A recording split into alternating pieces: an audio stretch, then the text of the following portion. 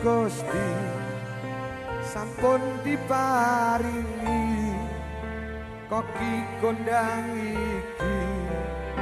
kathah sing tresnani tak jaga nganggo tresno tarumat nganggo rasa tak suwun lan tak uja Gusti tansah berkahono.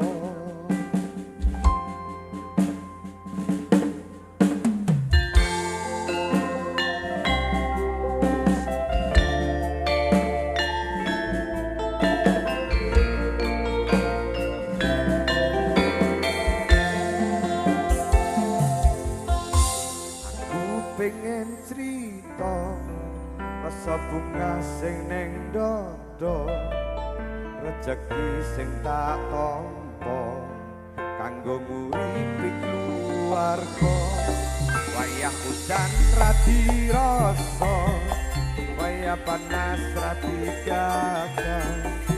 perjuanganku selama iki ngambut gawe kanthi ikhlas tak lakoni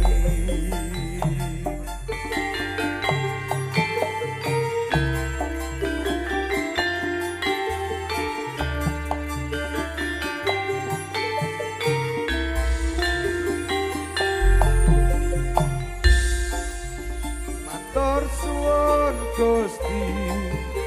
sampun diparingi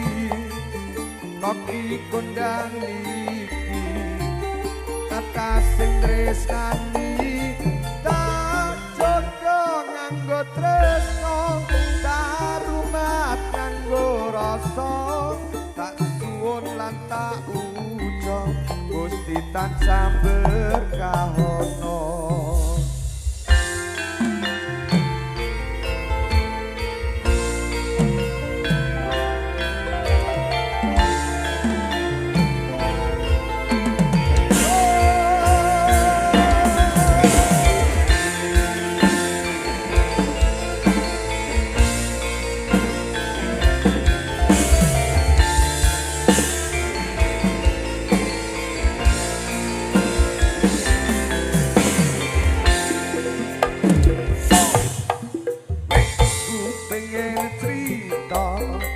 Rasa bunga sing neng dodo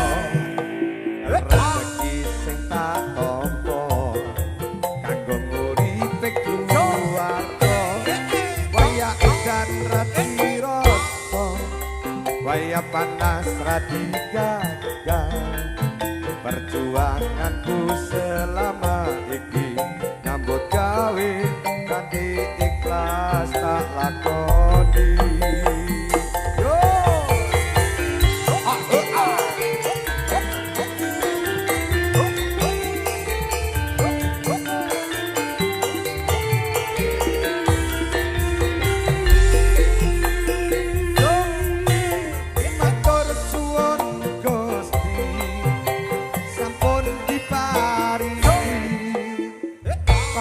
Kondang iki kathah sing tresnani tak jaga nganggo tresno tarumat nganggo rasa tak suwun lan tak uja Gusti tansah